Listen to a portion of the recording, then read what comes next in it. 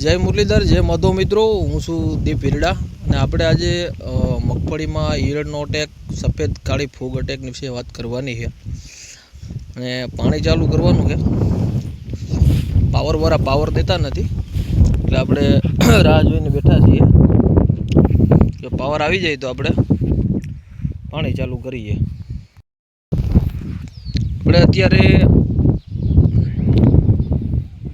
फूगनाशकना bacteria આપણે અગાઉ આપી દીધેલા છે કે કાળી ફૂગ અને સફેદ ફૂગ ના લાગે। ગયા વખતે આપણે આ જ ખેતરમાં ડોડવા સડવાનો પ્રશ્ન હતો, એટલા માટે અત્યારે આપણે ક્યાંક ક્યાંક નોર્મલ દેખાય તો આપણે અત્યારે બેક્ટેરિયા નાખી દીધા અને ફુવારા ચાલુ કરવાના છે। પાવર આવતો નથી, પાવરવાળાનું ઝાટકા લાગે ખબર નથી પડતી, પણ આવે એટલે ચાલુ કરી દે। અને તુવેર આપણે ગયા વખતની જેમ વાવી દીધી છે।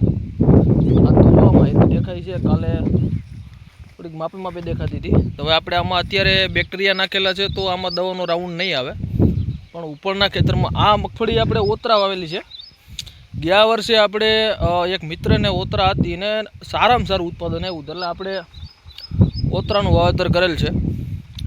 બાકી આપણે ગિરનાર 4 વાવી છે, તો ગિરનાર 4માં આપણે અત્યારે વાતાવરણ ઠંડુ છે તો આપણે કોઈ પણ દવા નોર્મલ ઈરની ગમે તે લઈ લેવાની છે। લીલી ઈયળના કટકા છે ને અત્યારે સાથે આપણે એમાં 1261 અને એમિનો એસિડ આપી દેવાનું છે, જેથી કરીને ફૂલ જે ખીલે છે અમુક ફૂલ મુરઝાઈ જાય છે। એમિનો એસિડ મળી જાય તો ફૂલની સંખ્યા થોડીક વધવા માંડે, કારણ કે વરસાદ નથી એટલે વધ રોકવાની દવા તમે ના મારી શકો, કારણ કે તો પાન ફૂટવાનું બંધ થઈ જાય અને માંડવીનો વલ ના થાય।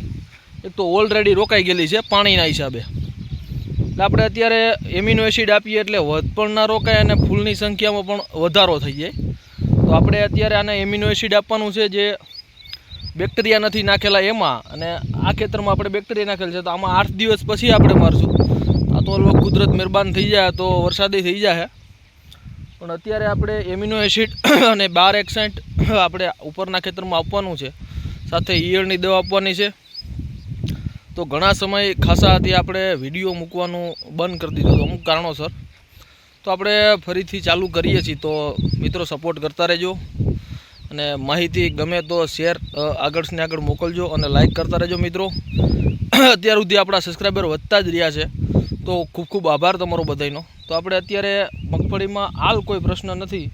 આ એક મગફળીમાં જે ગયા વર્ષે જેમાં હળો આવ્યો હતો, આપણે કાળા ડોડવા આવ્યા હતા ગયા વર્ષેના, જે આપણા મિત્રો છે જોતા છે ને ખ્યાલ જ છે, તો આપણે આ વખતે આમાં સફેદ ને કાળી ફૂગના બેક્ટેરિયા આપી દીધા છે અને આગલી મગફળીમાં આપણે એમિનો એસિડ અને ઈયળની દવા છાંટવાની છે। તો 1261 સાથે નાખવાનું છે, કારણ કે પહેલો ડોઝ 19 નો આપો, 19 આપણે છાંટ્યું નથી, એટલે 1261 અને ત્યાર પછી 05234 આવશે।